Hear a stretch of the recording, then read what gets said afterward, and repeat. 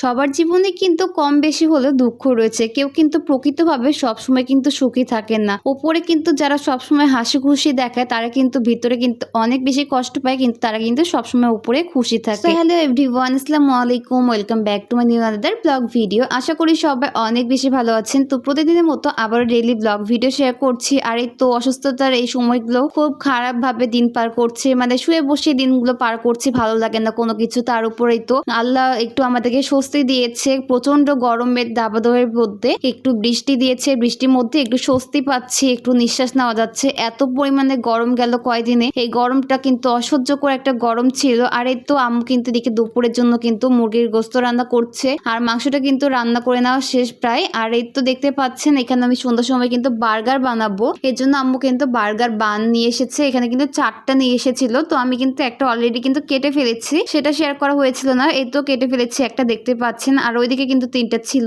তো পরে কিন্তু ওগুলো আম্মু বানিয়েছে পরে আবার। আর এই তো দেখতে পাচ্ছেন আমি একটা আপনাদের সাথে বানিয়ে শেয়ার করছি। তো আপনাদেরকে কিন্তু গত ভিডিওতে বলেছিলাম যে আমি কিন্তু এখানে মেয়োনিজ দিয়ে একটা রেসিপি করব, তো সেই রেসিপিটা কিন্তু হচ্ছে এইটাই, বার্গার বানাবো। তো আমি কিন্তু চেয়েছিলাম যে আমি মেয়োনিজ বাসায় বানিয়ে সেটাতে বার্গার বানিয়ে খাবো, আর কেমন হয় সেটাই শেয়ার করব। তো বার্গার কিন্তু বানালাম ঠিকই, বাট আমি কিন্তু খেতে পারি নাই। এক কামড় 2 কামড় নিয়ে কিন্তু আমি আর খেতে পারি না, আমার খুব বেশি কষ্ট হয়েছে, আমি আর খেতে পারি নাই, কারণ এত বেশি শরীরটা খারাপ, আমি খেতে পারছি না। তো যে কোনো কিছুই আমি কিন্তু খুবই কম খাচ্ছি, আমি খাইতে পারছি না, খুব চেষ্টা করছি কারণ কিন্তু খাইতে পারছি না। তো কিছু করার নেই, পরে আম্মু খেয়ে নিয়েছে, কারণ আম্মুকে বললাম যে তুমি খেয়ে নাও, নাহলে নষ্ট হবে। তো আম্মু খেলো পরে, কিন্তু বার্গারটা অনেক বেশি বলে টেস্টি হয়েছিল, আম্মু বললো। তো এই তো দেখতে পাচ্ছেন আমি কিন্তু চিকেন দিয়ে দিয়েছি, মেয়োনিজ আর টমেটো সস দিয়ে কিন্তু এই তো বার্গারটা করে নিচ্ছি। তো যারা বাসায় খুব কম সময়ে আর খুব ইজি ওয়েতে বার্গার বানাতে চান তারা কিন্তু এইভাবে বার্গার বানাতে পারেন। আর এই 10 টাকা করে কিন্তু এই বান রুটিটা নিবে, তো খুবই কম খরচে বাসায় কিন্তু এইভাবে বানাতে পারেন, একবার হলেও বানাবেন, অনেক বেশি মজা। আর এই তো দেখতে পাচ্ছেন খাওয়ার পরে লোকটা,